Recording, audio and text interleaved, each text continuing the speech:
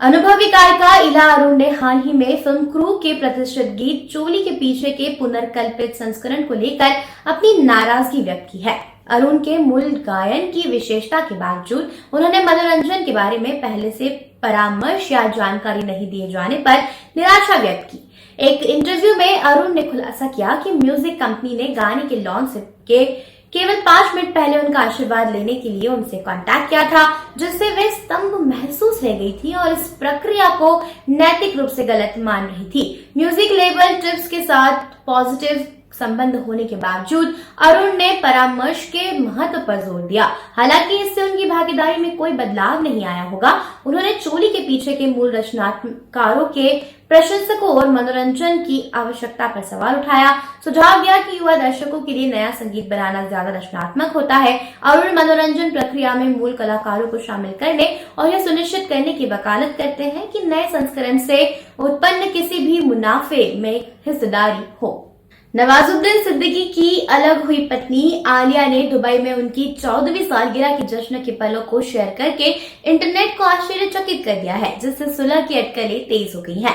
हाल ही में एक इंटरव्यू में आलिया ने खुलासा किया कि वो अपनी शादी तय करने पर काम कर रही है। नवाजुद्दीन नए साल और अपनी सालगिरह के लिए दुबई जा रहे हैं। उनके बच्चे दुबई में पढ़ रहे हैं, जहां उनकी माँ उनके साथ रहती है। आलिया ने जीवन में पॉजिटिव मोमेंट्स को उजागर करने की आवश्यकता पर जोर देते हुए अपनी सालगिरह की तस्वीरें सार्वजनिक रूप से शेयर करने के अपने फैसले के बारे में बताया। उन्होंने हाल ही में अपने बच्चों की खातिर शांतिपूर्ण एक साथ रहने, उनके सामने आने वाली चुनौतियों के सामने आत्मसमर्पण करने और आगे के संघर्षों से बचने का संकल्प लेने का फैसला किया। आलिया ने हाल ही में reality show big boss OTT 2 में भाग लिया, जबकि नवाजुद्दीन की लेटेस्ट फिल्म संधव इस साल की शुरुआत में बॉक्स ऑफिस पर निराशाजनक प्रदर्शन के साथ रिलीज हुई थी।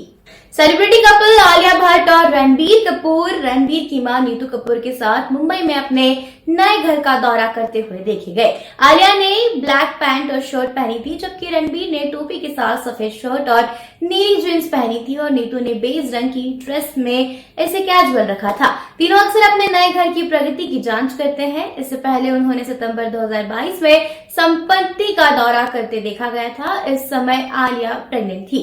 इस बीच एक वायरल वीडियो में रणबीर, आलिया और उनकी बेटी राहा रंगों का त्योहार मनाते नजर आ रहे हैं। काम के मोर्चे पर आलिया जिगरा में दिखाई देंगी, जबकि रणबीर की आखिरी फिल्म ब्लॉकबस्टर एनिमल थी।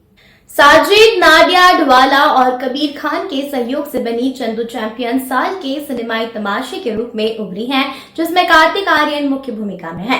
कैरेक्टर को फ्लॉलेस ढंग से चित्रित करने के लिए कार्तिक का समर्पण उनके उल्लेखनीय परिवर्तन में स्पष्ट है, जिसमें 14 महीनों तक कठोर मुक्केबाजी प्रशिक्षण और एक मुक्केबाज की बॉडी को अपनाने के लिए प्रभावशाली 20 किलोग्राम वजन कम करना शामिल था।